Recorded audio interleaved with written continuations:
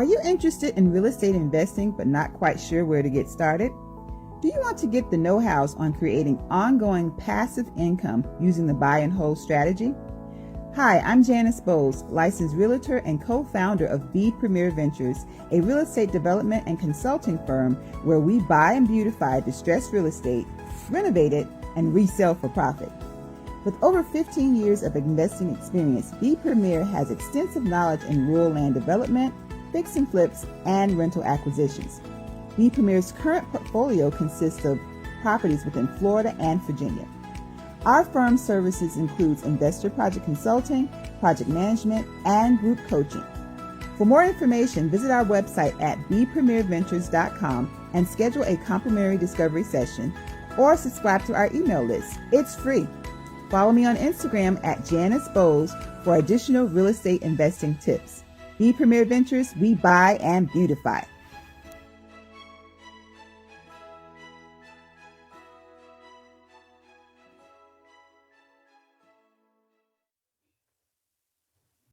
Hey everybody, welcome to today's episode of Let's Do It Talk Show. It's your girl, Ladrine Howard Peterson, the CEO and founder of Do It, delivering on ideas and thoughts. And you know what I do in a nutshell, right? I help to turn dreamers into doers, and I do it from two aspects. I do it from the aspect of career development, resume writing, interview preparation. You're looking to switch jobs or you have an issue on your job. I am your girl. And then I also do it from the aspect of business. If you are looking to start a business, you have some thoughts and some ideas, but you don't quite know how to bring them into fruition, or if you have a business and you're looking to expand or you're looking for marketing strategies, I am your girl. Here at the Let's Do It Talk Show, we were primarily created for entrepreneurs, right? But we quickly recognize that the entrepreneur is an entire person. So we talk about faith, we talk about finances, we talk about the future, and we talk about family and relationships. Today's episode is a continuation of last week's conversation. So last week's conversation was Juneteenth. So we got it in, but we didn't quite get it all the way in. We had much, much more to talk about. So as I promised the ladies and we made it happen, we are returning for part two. Part two. So part one was a dream realized, right? Paying homage and just giving a whole huge shout out to the queen, to the grandmother of Juneteenth. So this week, we're going to circle back a little bit, right? Not by accident. Today is the observance of Independence Day, July 4th, right? So what we want to do is we want to switch it up a little bit. Do you have a different view about Juneteenth now, since it's a federal holiday, but how do you view July 4th? How do you view Independence Day with this new Juneteenth federal holiday? That's what we're going to talk about. That's the whole topic that we were going to go into. But you know what I do before we roll into the show? I share my weekend. This weekend was everything that you can imagine. Very relaxing to a degree, but also very active. So I had my grandkids. So let's just go ahead. So first of all, from Tuesday last week, so June ended last week, and you all know I celebrate my birthday the entire month. We started with Hawaii and we ended up at dinner. So last week I had the opportunity to have dinner with a few of my friends. Very pretty, very nice on the water, nice views, really, really, really nice ambiance. And then from that, it was my daughter's anniversary. So I babysat. Why did she pick July 4th? I don't know, but that's her weekend. That's her and my bonus son's weekend. But I had the opportunity to hang out with the grands. One of them, we had a really very nice outing on the deck. He's an outsider, so we had an ice cream celebration, just he and I. Oh, they love ice cream. And then the oldest one, I posted this on Facebook. he nor I care for all the noise that goes on for July 4th. So every year we make our little thing. We come together and we just have a chill day. Fireworks, and we can hear them, but it's different when you're on the inside, right? And then my last picture was just me strategizing and working out some stuff. So I help out with my church for moderating on Sundays, and we were a little short staffed. So I played around with a couple of things and was able to work a little magic. So that was my weekend. Always have a great time and always love to share and enjoy with you. So let's jump into the show. Let's talk about the show. So the subtitle is Picking Up Where We Left Off. Picking up the conversation where we left off. So we're going to bring on none other than the Clubhouse Queen, the auntie of Clubhouse, Auntie Roz. She's my sister, but I start calling her Auntie because everybody else calls her Auntie. So Auntie Roz, and we also have Dr. Reverend Sharon Y. Holly with us today, and we may have Miss Strand return back, but we're going to go ahead and jump into the show. So first, just in case they didn't watch the show or they didn't catch the replay, Roz, can you introduce and tell everyone who you are? Good evening, good evening, good evening. You are loved, appreciated, celebrated, valued, and most cherished. And yes, I am called the Clubhouse Auntie, but I was an auntie much longer, way before that. And I'm also known as the architectural smile genius because I help folks to simply make intentional love encounters, starting with themselves first. And this whole last, 30 days has been really interesting. The opening of June into the close of June into the opening of July, and what more. I knew that God had it in his plan that I would be with Ladrine on last week discussing Juneteenth and then coming into independence, but yet we are dependent upon our Lord and Savior on July 4th. And then what more than for the actual holiday to be on July 5th? 5 for grace. Okay. So this is the way I really look at it. But just so y'all know, don't judge me. Don't judge me. Don't judge me. Mama Opal already got my back. But Juneteenth has been around for a long time. But for me, looking at history, when I did the research, I had an angry spirit about why we partying about finding out about some news 2.5 years later. I just couldn't get it. I had every excuse and didn't even have to do excuse. It just seemed like I think because I spoke into the atmosphere, I was missing where there were Juneteenth celebrations going on. Just really didn't want to be into it. But then I started collecting information from people. There were a lot of people that really didn't know what Juneteenth was really all about. And I was like, wow. So that would come up. It would cause controversy, it would cause insight. And, they owe us and we should be doing this and we can party.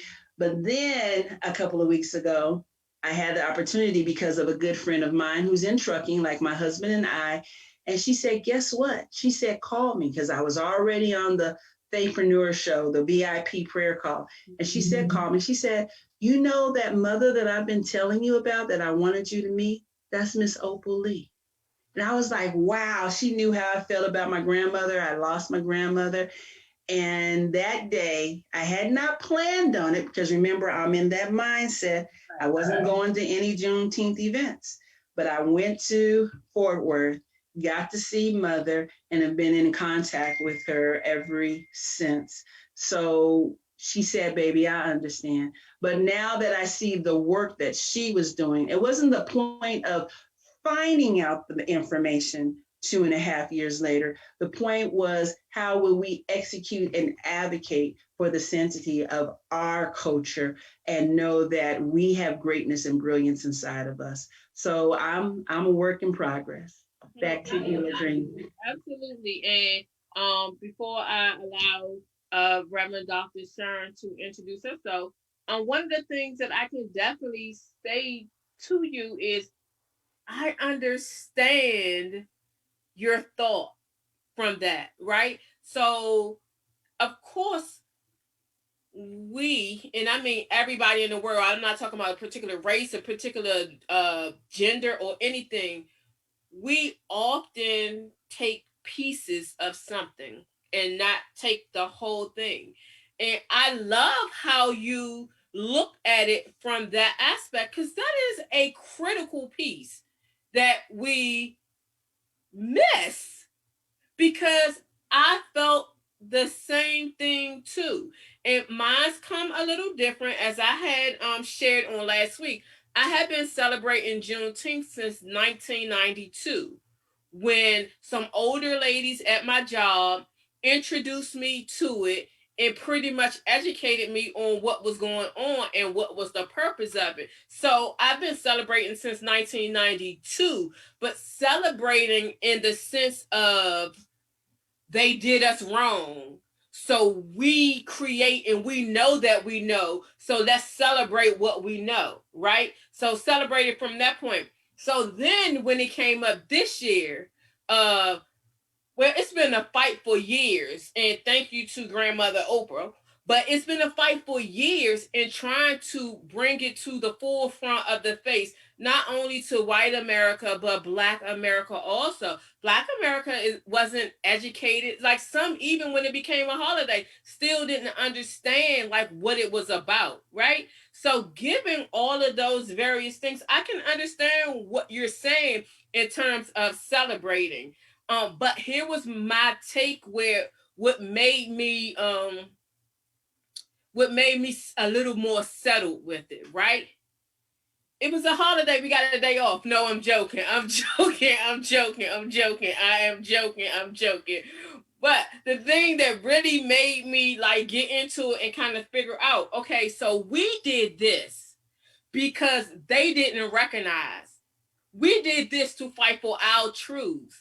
So what this meant for me is that our truth that we fought for and Miss Opal fought for years has now become something that's not only hidden or a secret within our community for those who knew it. This is a huge thing, because not only is it a national holiday, because it can be a national holiday but not be a federal holiday. It is a federal holiday, which is even more. So for that, doesn't take away us being cheated for those 2 years, right? Does not take away from that. But again, what were we fighting for? What was our end goal? Our end goal was to be respected and recognized, right? And that we know what happened.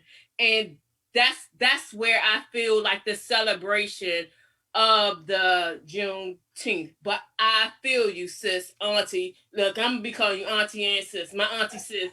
I feel you in terms of that. So I'll let you come back, because I know you got a response. We're gonna get into that discussion. So, Doctor, Reverend Doctor, sure, like, please come on, just in case somebody missed your first 2 points from the last sermon, the last show. We're going to let you introduce yourself, and then we're going to go into dialogue. So how are you? Girl, I got nothing but love for you. You can call me Sharon now. All them names don't matter. But I appreciate the respect.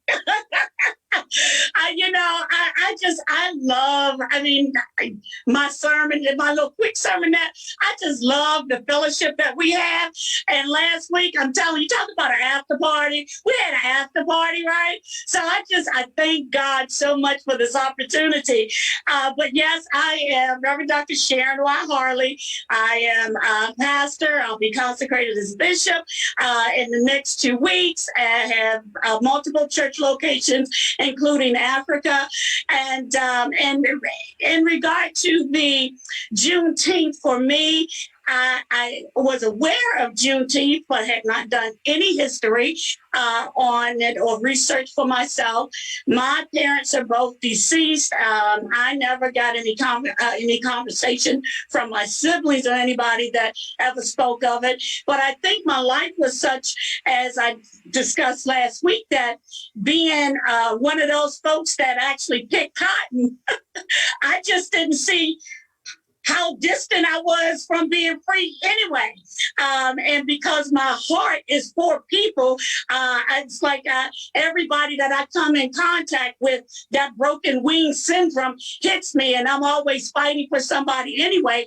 I just never really I thought about or distinguished the difference in what freedom really is, what it is, our independence, be it for the 4th of July. And as I've done some research, it actually was the 2nd of July when the Declaration was done. You know, you keep on reading, you find more. And so this is actually becoming a very educational moment for me. And I thank God for that. And so in terms of looking at it and how I feel now, because when you mentioned the question for today, Ladrine, I did a Holy Ghost shout up in here, because I said, you know what? That's what was on my mind. I said, okay, so how do we do this? Because I heard somebody say, well, we need to be celebrating from Juneteenth on to into Independence Day if we're gonna do it, you know. And so yeah, it kind of sounds good to me. We get a whole vacation up in there, right? But you know, how we gonna really do this? Because whatever we do, it still does not fix what has happened.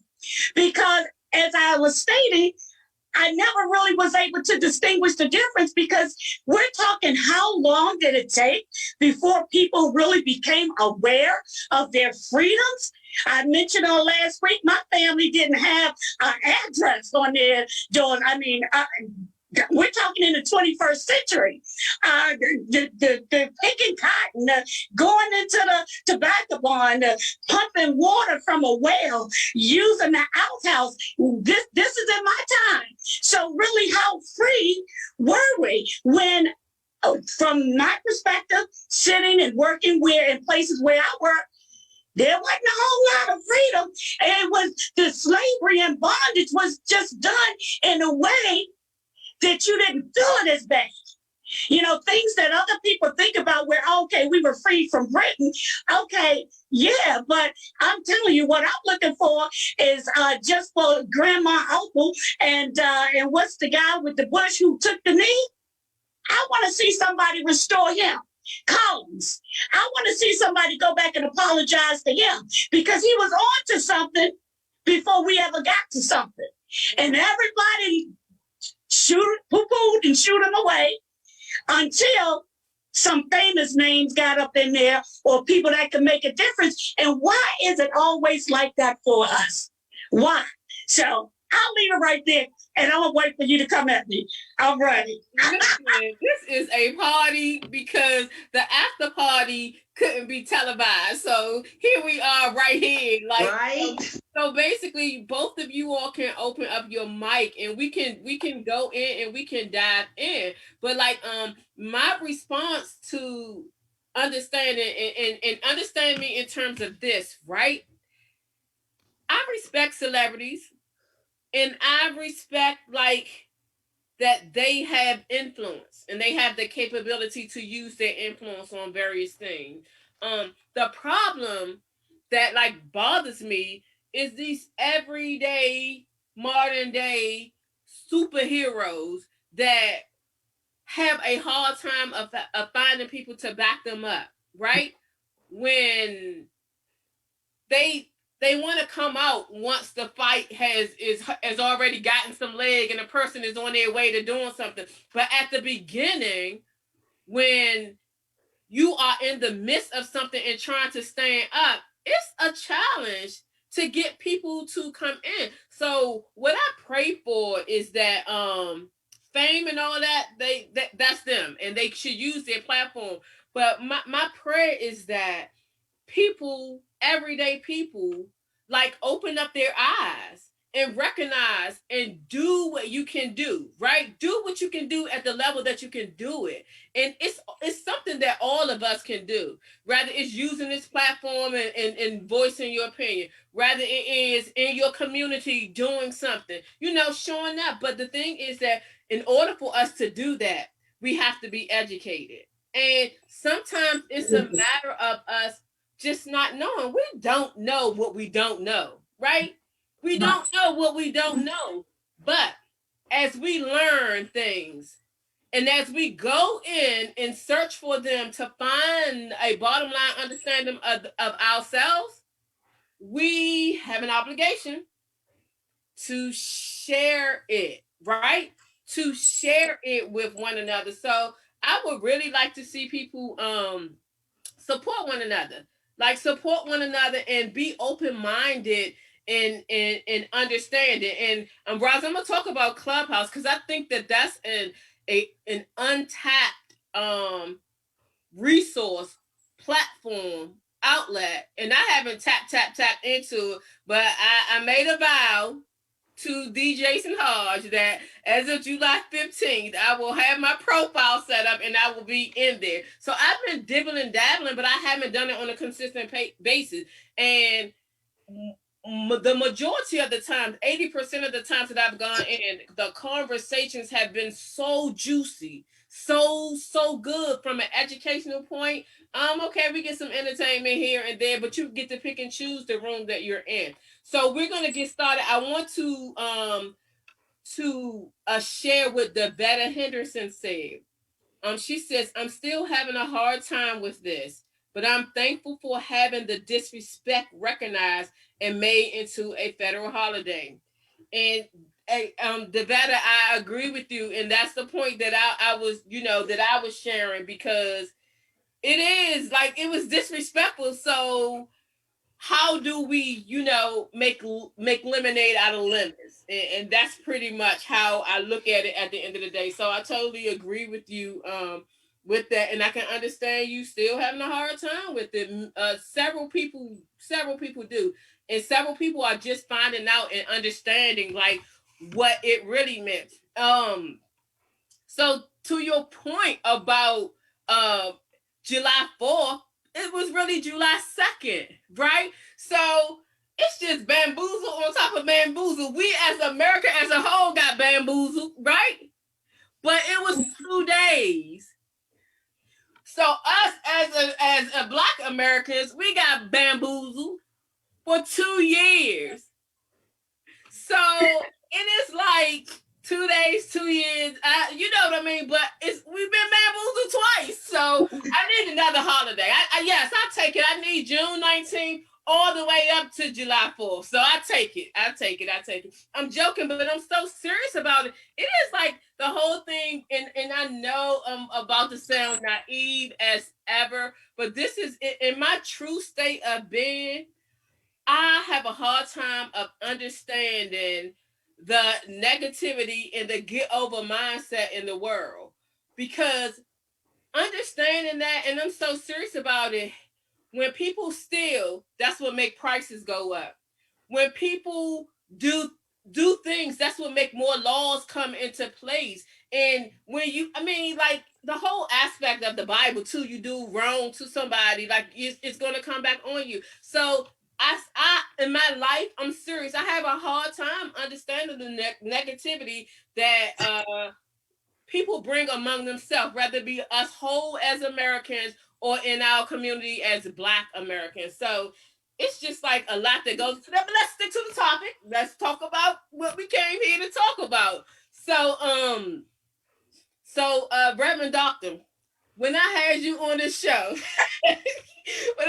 so this is actually your third week with me, right? Because previously, the first time, in what attracted me to you as I was even preparing for Juneteenth is when you started talking about the experience of picking cotton and outhouse and all of these other things, right? So I had heard my mother tell me stories about her older siblings doing such, right?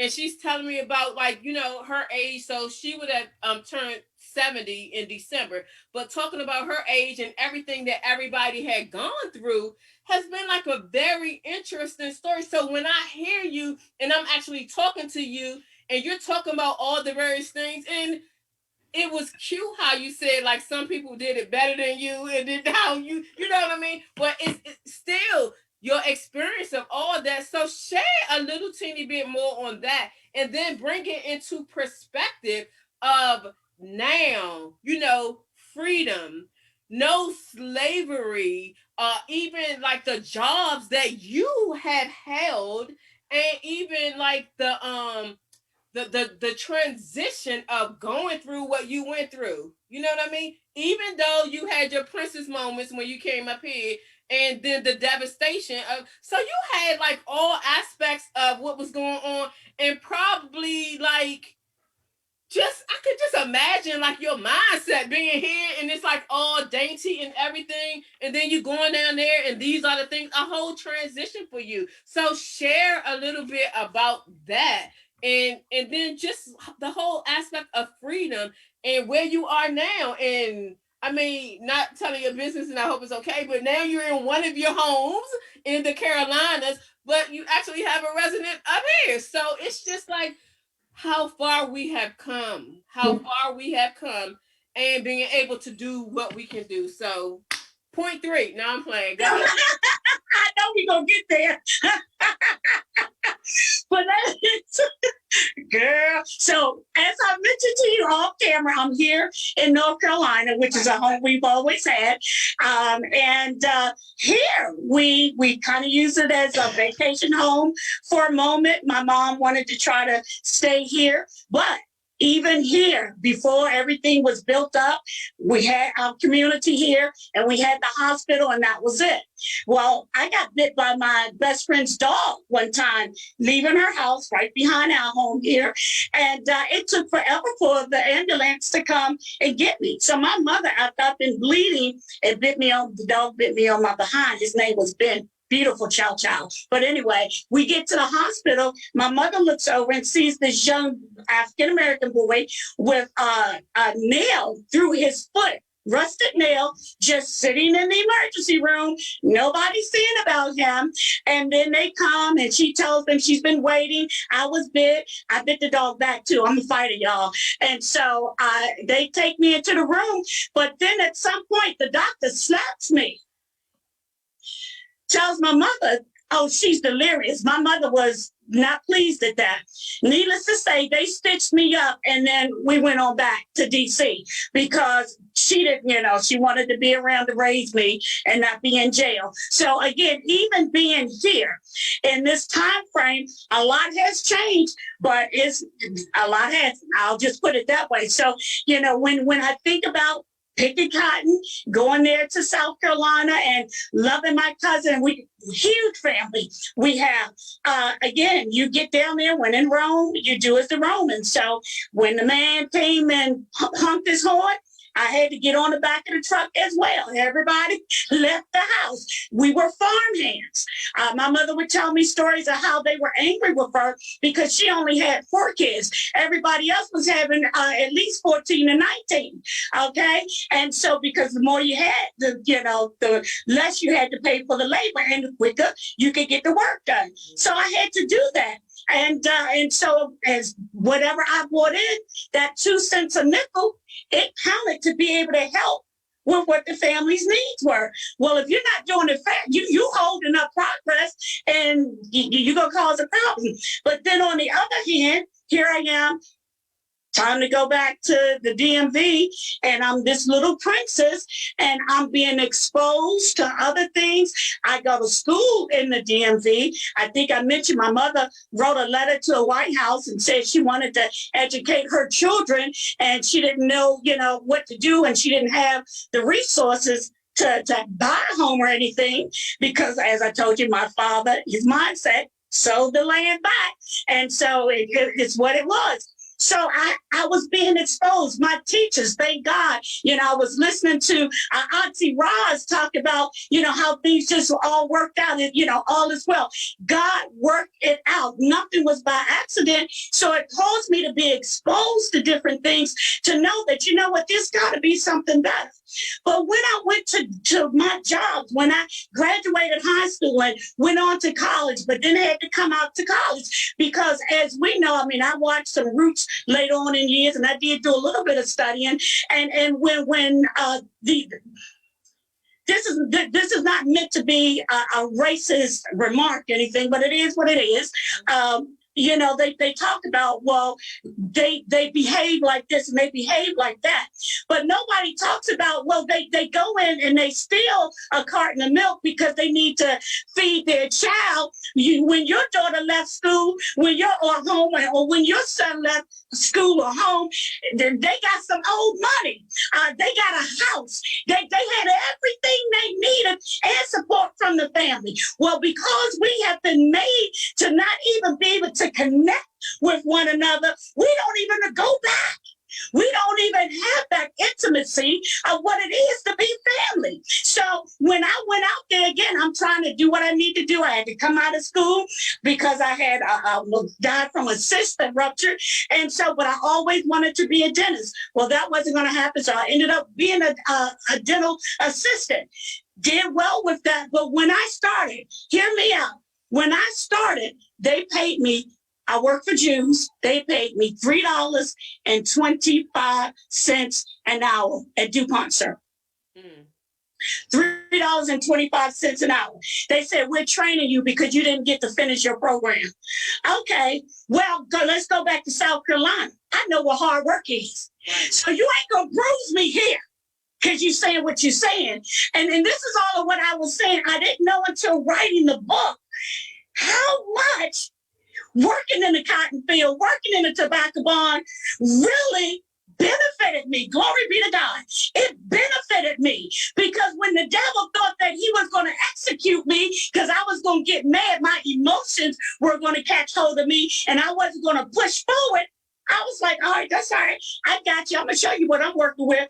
When I left there about a decade ago, from that to $3.25 an hour I was making $37.50, only working 3.5 days a week. And the doctor would always say to the patients, because they always wanted me, when it was Sharon not here, you know, she and we talked about this, but one of the doctors would say, you know, she thinks she's white. She takes off as much as we do.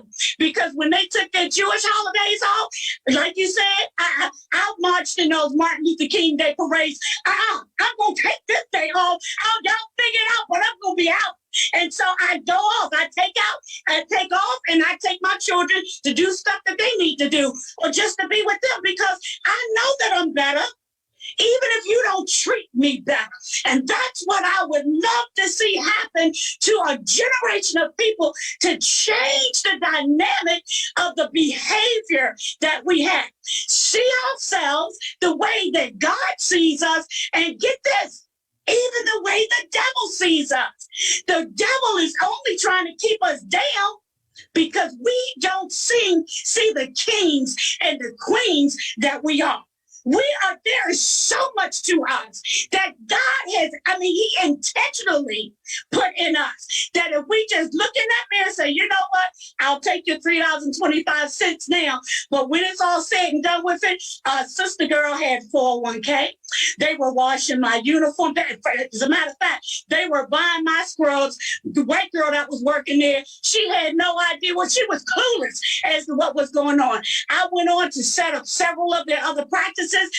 Contracted myself, came out, and I started being self-employed because I could work 3 jobs at one time. You look at my what do they call it, Social Security, you see I never worked less than 3 jobs at a time sitting in my house because I even knew how to be nice to people and get their money when they were late for their bills. Yeah. You thought you were hurting me, but what you really did was you built me up. What Ty Tribbett say, if you had known, if you had only known what you were doing, you'd have left me alone. Yes. I'm the one. Yes. So there is a preacher in the house. You know, I'm like, I love it. And one of the important things that you said a whole lot, but one of the important things is that when you talked about the skills that you gained in the Carolinas while picking cotton, a lot of people have a problem and they end up hurting themselves because whatever situation they're in, they're always blaming the other person. Don't get me wrong. There are pieces and fragments that make up your situation, right? But we all know that God has a will for our lives, right? And there are certain lessons that you have to learn. So there are certain people in places that have to go through, while that person may be going through their trial and in turn treating you that way, or like that is their business. You know what I mean? That's their pathway and that's what they have to do. Our responsibility is to take every situation, find the lesson that is to be learned in it, find and understand. And I always talk about this from an HR standpoint. I always talk about and question people when they say, that's above my pay grade. Well, good, because that means that you have the ability to gain skills that are what? Above your pay grade. I never worked at my pay grade before. Never worked at my pay grade. That's how I climbed the ladder so quickly, because I was always, when I got my promotion for one grade, I was operating at the next grade already and looking to see what I needed to do the grade after that. Because nobody was going to tell me when I got to my point of eligibility that there was an issue or problem or something that was necessary. So I always made sure that I worked way ahead of what was going on, but not only to like show them, but to educate myself and get the fundamentals of what you have going on. So it bothers me greatly when people say they are holding me back. Don't get me wrong. I'm not crazy, or I don't overlook or pretend like there aren't obstacles that are out there, right? Obstacle for a whole number of things, whether it be the color of your skin, your gender, a whole number of things. When you grew up, there are obstacles because we are what? The sum of our total experiences. We're the sum of our total experiences. But the thing that we forget about is that, do we think that anything that we ever went through that God don't know? God knows, like God knows, right? Our whole life was created and destined and designed before we were born. So do we think for a chance that God don't know that we're going to go through that? Right? He gives us everything that we need, all the tools along the way to make it through, right? And prayer is a mighty tool, because even when it is something like in terms of that standpoint, we can always give it to him. And that's what we often forfeit to do. But like it drives me crazy when people blame other people. And I shared it openly last time. And thank God for the deliverance of it. But oh my God, I used to be so judgmental. I used to always think that, well, you know, I grew up in the hood. I saw all of this thing. But if I made it, everybody else should. It's a whole mindset of understanding and recognizing that you can live in the same household, be raised by the same parents, go to the same schools, and come out totally different. Like, our DNA is different for everybody. Our feelings, the way that we react to things, the way that we are created as a whole, each person has a total different package, a whole different makeup that they have. So we have to understand and we have to respect one another, but also share with one another and let people. My whole goal in life along the way as I climbed up was to show people that it is possible, you know, and also to cling on to people who are where I want to be and look at them and see how they got there. Because sometimes I learned that that's not even where I want to go, like from the experiences. But we really have to pay attention to our experiences, and that's the point of what I'm trying to say is pay attention to all of the experiences, all of the trials and tribulations, all of the celebratory events that happen to you, because all of them are for a reason. And if you are that favorite one where it just seems like things are happening great to you, know that it is for an assignment. It is for God's glory. Like, it is not just for you to be like, all right, I'm favorite. All right, you know what I mean? So make sure that you share with others your experiences, because that's how we all collectively learn. If you take your gift, and I take mine, and you bring them together for the good, only good can happen, right? And we learn from one another. And Auntie Roz, I see you over there shaking your head. Go ahead, open your mic. What you thinking?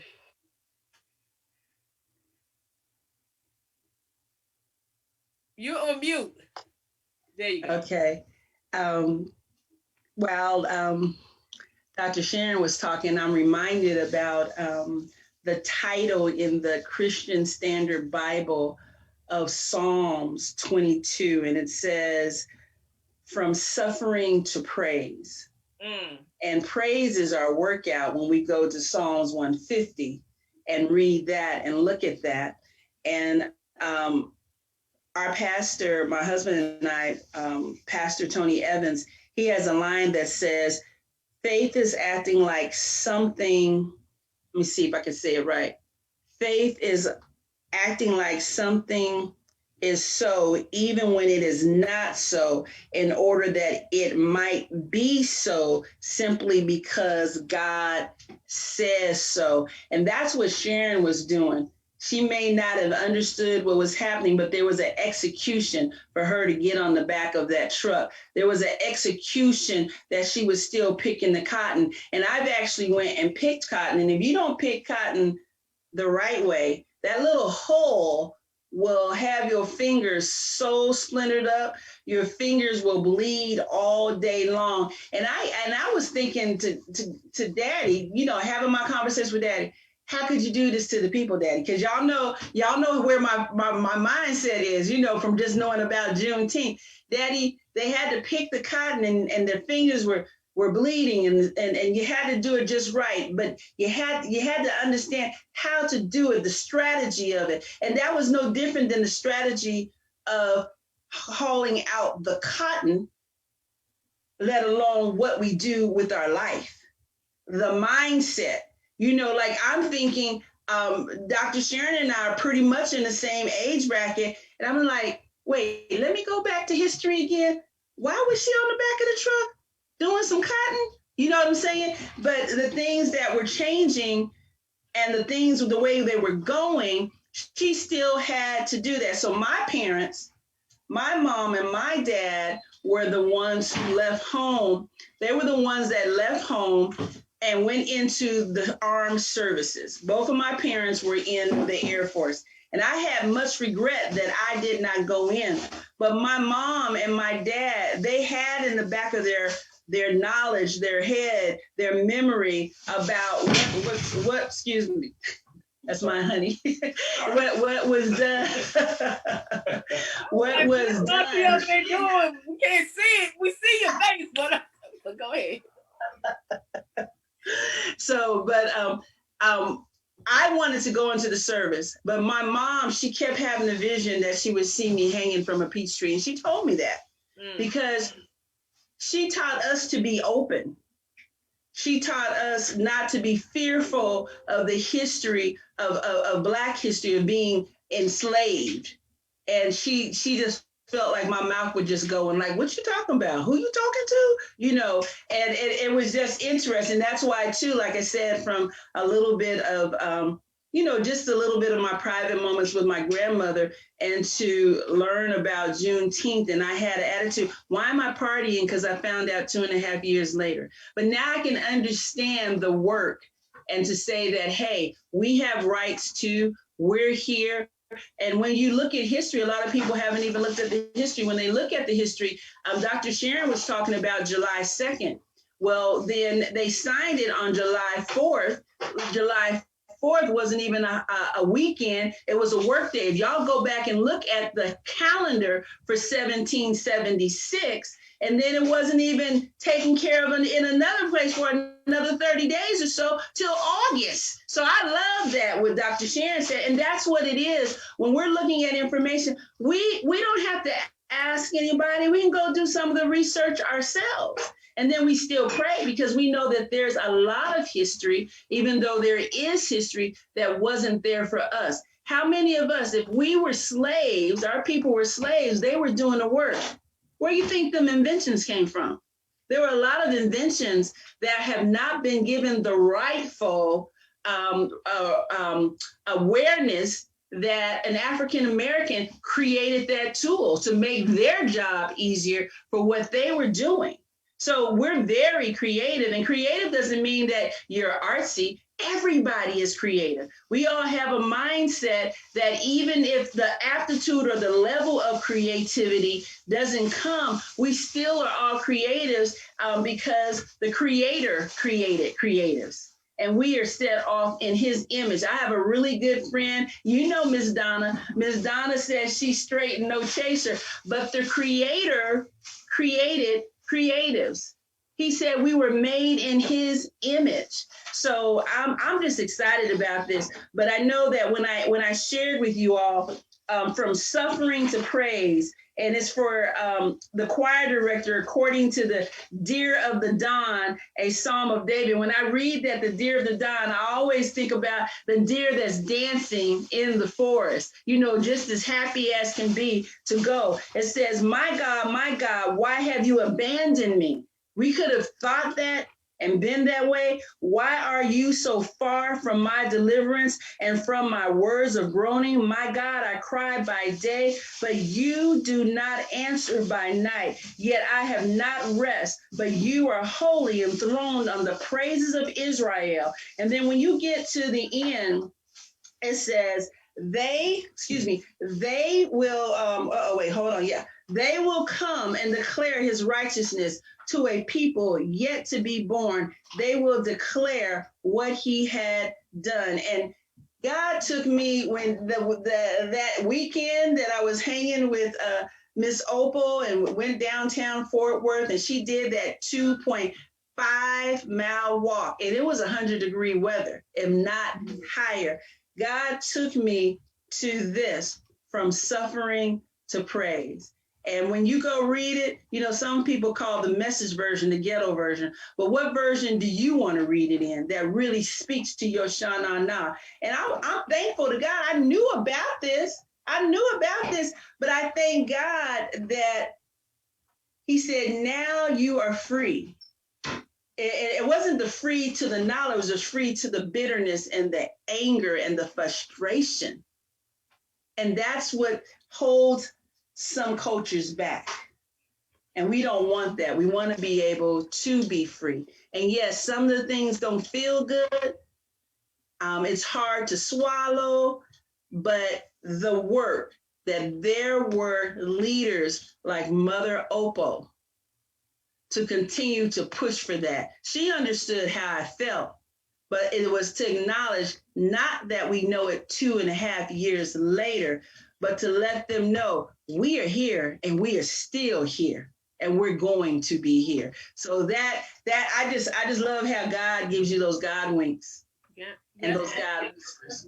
Yes, and you can take that the scripture that you read, the verses that you read, and apply it to life in general. We find ourselves in a situation and we be like, God, like, how am I here? Like, do you hear me, God? Have you forsaken me? It's those things in life, where those tough things in life where we really find ourselves in situations. But like each and every time, and I can say in terms of a witness, God pulls you through it, right? And it is the greatest thing that when you're in the midst of something, that the Holy Spirit speaks to you and cradles you and walks you through that thing. You know, because when we are in the midst of some things, and there have been some things where I have been in the midst of, and it was a challenge. It was a challenge. You know, I couldn't see my way through it, couldn't pray my way through it. It was just like a mess. It took the to the point of surrendering, and I'm talking about an issue I had for years and years and years. It took, I kept trying to figure out, kept going left. That didn't work. Right. That didn't work. It was like, come on, God, like, how can you have me? I do this, I do this, and I do this, and I do this. It wasn't until I surrendered, right? And then I started seeing things happening, and I started being obedient and opening my eyes so that I can see, you know, the good and what was going on, because all I saw was bad. And then fast forward to like more recent things in my life, in the midst of it, I thank God for like bringing me to where I am in my faith and in my trust, because even in the midst of it, I can see God, right? The worst situations of life, I can see God. But that came with growth and it came with development. So that verse in the scriptures that you read, it's definitely we can see it, and we're talking about this subject right now, so we can see it and we can apply it to this. But I challenge everybody, apply it to those tough things that you have gone through, and that as you go through them in your life, and look at the situation from that. Yes, slavery was horrible, right?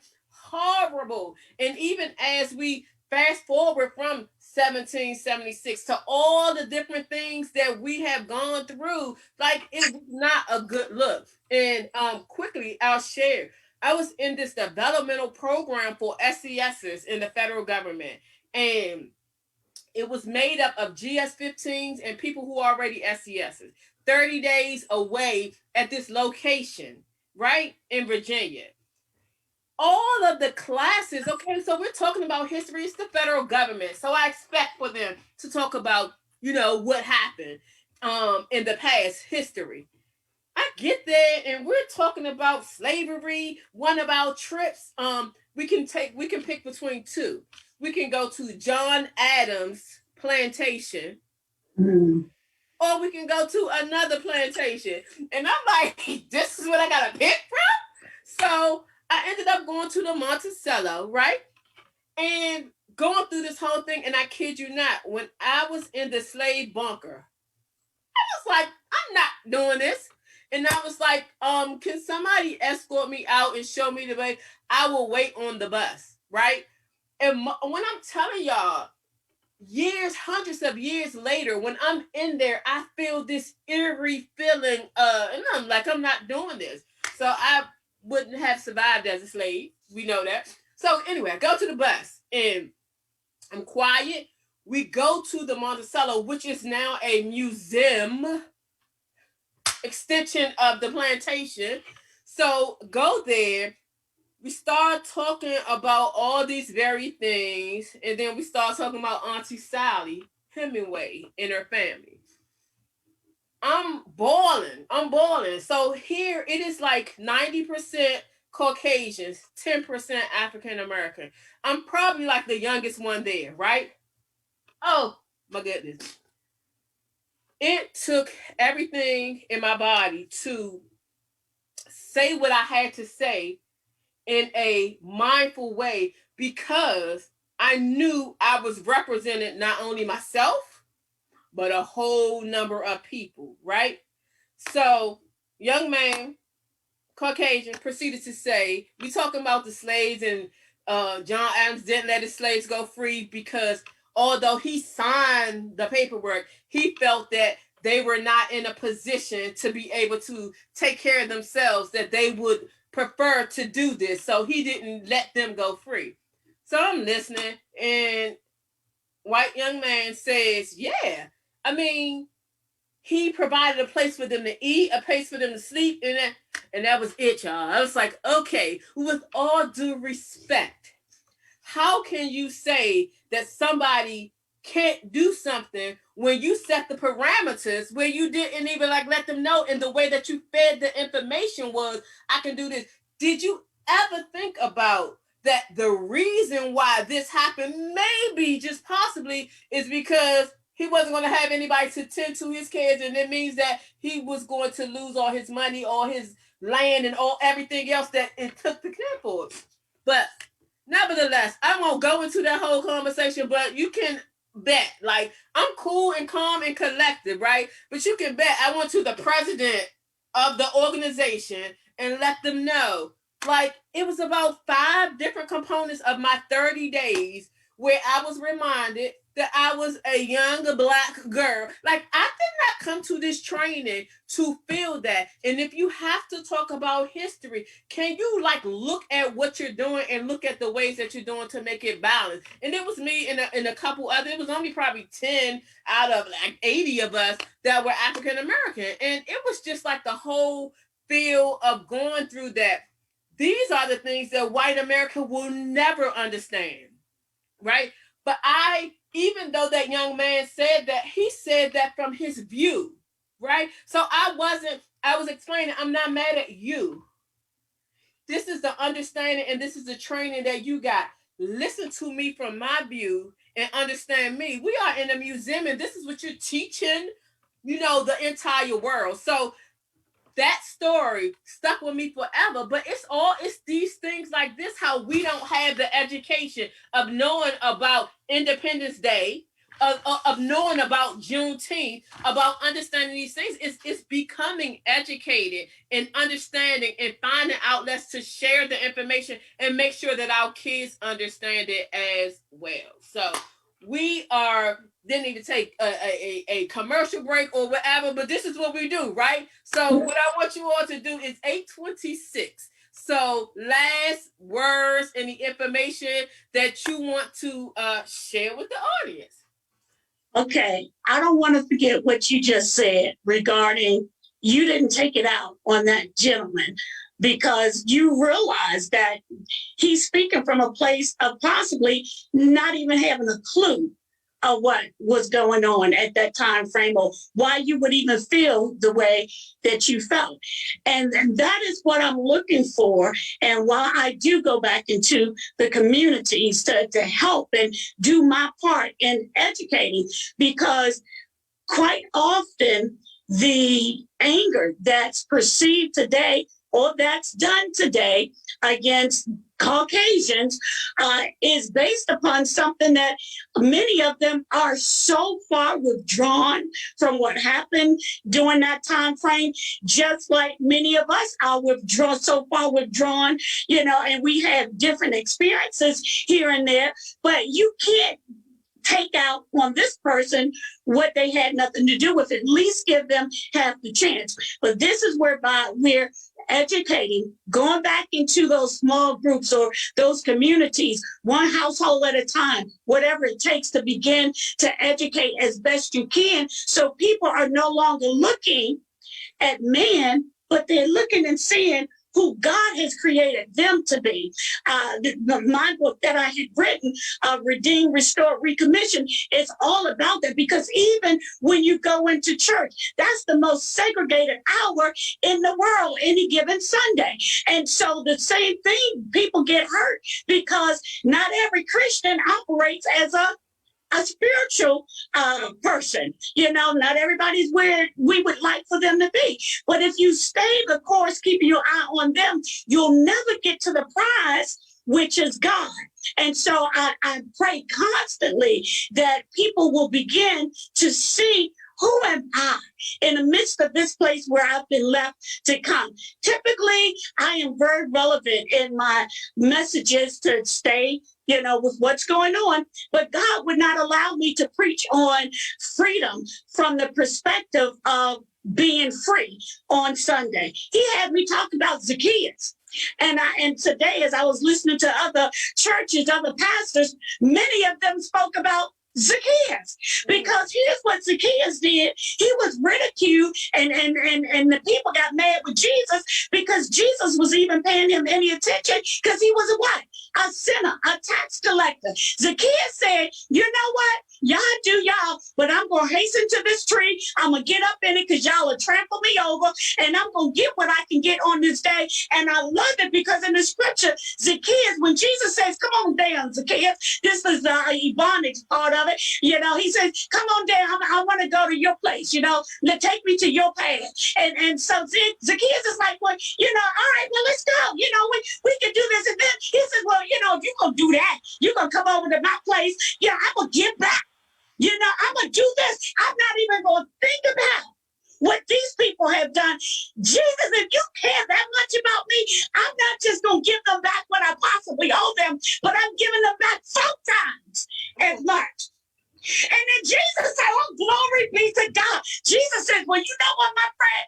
Not just you going to be saved, but your whole house. Imagine saying, you know what? Do what you want to do. Say what you want to say, but I'm going to keep my eyes on the prize. That's what Paul was saying. Paul said, you know what? Yes. And let's think about slavery. What the Hebrews had to make brick without the straw, remember? So everybody has been going through. This is why the education piece of just reeling it in as best we can, because I said to you, I want to make sure people understand. I don't put aside anybody, and I don't neglect the fact that we all come from different different places in life, and we got what we got. We are products of whatever our environment is. My job and my goal is I want to help whoever is looking to be helped, and even if you're not, it's okay. I'm praying that you'll get there someday. I don't hold anything against you, because for me to put onto you what I got out of my experience is not God. So my job is to be something to you where you can aspire to want more for yourself and your family. You can reach me at SharonYHarleyMinistries.com. Yeah, that's right, .com. I'm done.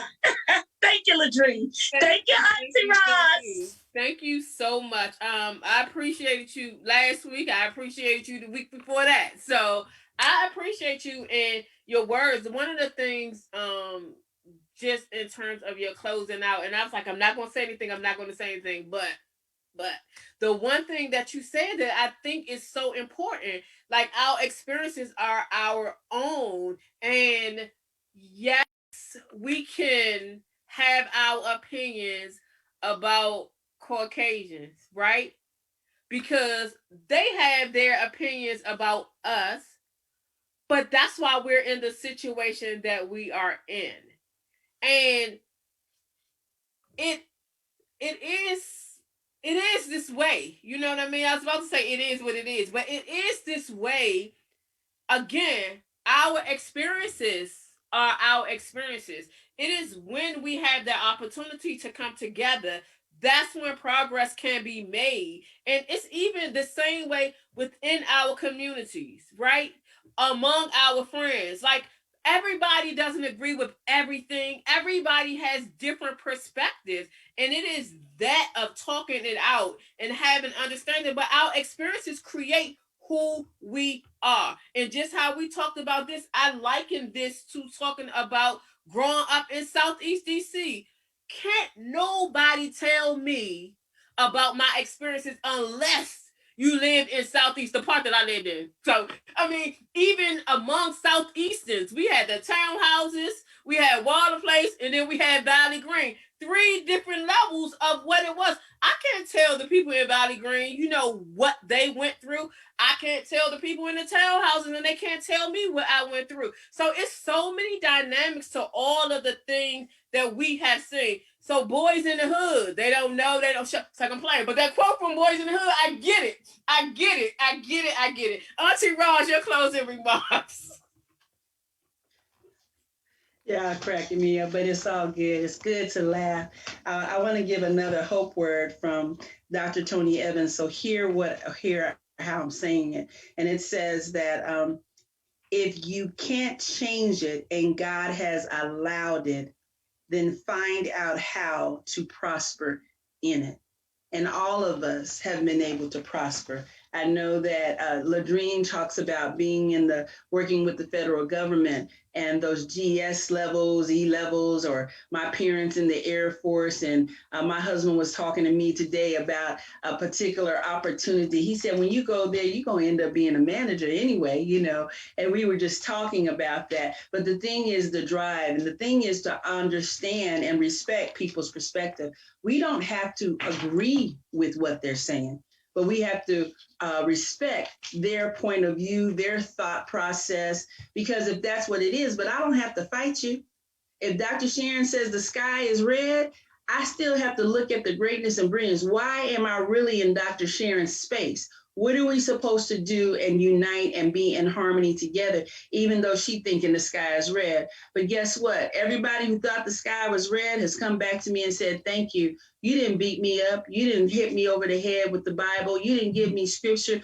You gave me my space so that I can do and be what I wanted to be. But then when we look at the spirit versus the flesh in Galatians, and we forget to look at the verse 19 about now the works of the flesh are obvious: sexual immorality, moral impurities, promiscuity, idolatry, jealousy, strife, selfish ambitions. We forget to look at all of that, because all of that is going on. But then we have some pillars to go about, and that is, but the fruit of the Spirit is love, joy, peace, patience, kindness, goodness, faithfulness, gentleness, and self-control. You think Daddy did it for a reason? He put love as one book in, and he put self-control for the other book in, and then we got all of that, those other 7 in between, the total of the 9. See, it takes a work. I mean, even my husband, we've been married for 30 years. We've had our roller coaster rides of life. And I'm just talking about, here we are right in our own home. And then we're talking about the worldview. But if we don't have the own home front, remember Nehemiah, he's building up the wall. He said, start at your own point, which is your home. And that's how the education will get out when we keep going. People are talking about the millennials, but then me and Miss Sharon are in the same generation. They was talking about us then too. You know what I'm saying? But where's the drive in our heart to know to be the better version of ourselves, which is the image of God? The Creator created creators. And y'all don't judge me. If he made me in his image, you know how you call Calvin Sr. and Calvin Jr.? Y'all don't judge me. God Senior, God Junior, because we are heaven's advocates here on earth, representation of heaven. So that's my take. My name is Roz Knighton Warfield, the architectural smile genius, and you can reach me at www.rozknightonwarfield.com. It's been a plum pleasing pleasure hanging out with y'all. I love you. Take care. Oh my goodness. So I love both of you all, and you know that. And Auntie Ross, so every Saturday morning, Dr. Stacy NC Grant has this whole thing that she's been doing over a decade called Faithpreneur, right? So it is where small business mindset, but grounded on faith. So we talk about not being afraid or not being ashamed to carry out your gifts and talents and to do it at a monetary aspect of it. So, but we go into the word, they pray for you, and we pray for one another and just share. So it's a wonderful community to be a part of. Quickly, 2 things that Ross said. One was when she was talking about Tony Evans, and I was listening to him on 1340 today, following up from another show. But my pastor said something very similar to that. He says, act like it is so, even when it ain't so, until it is so. So it was directly, I feel you on that. My pastor, he preached a sermon on that and would frequently say it, but that thing hit real differently when he said that. And that's exactly what both of you all had shared. So I'm just going to close out right there because that'll be a whole different point. I'm not going to go further on that. But ladies, we have to do this again. So I'm going to have to figure out some type of rotation to kind of like put us in. Really enjoyed the conversation. Great points.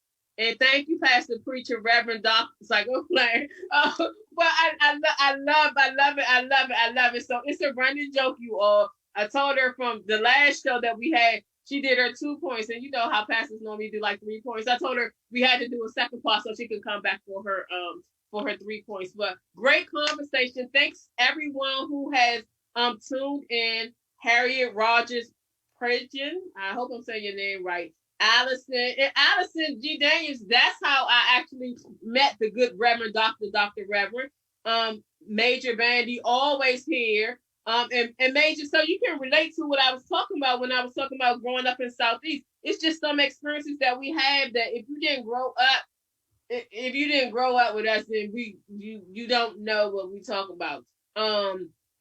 Reverend Irene Smith. Hi, thanks for joining us. She was on the last discussion as well. Frida Walker, thanks for joining and for tuning in. Devetta Henderson, Ross playing double. She on Facebook and she's here with us. So that's all I see from my Facebook friends. But thank you all so much.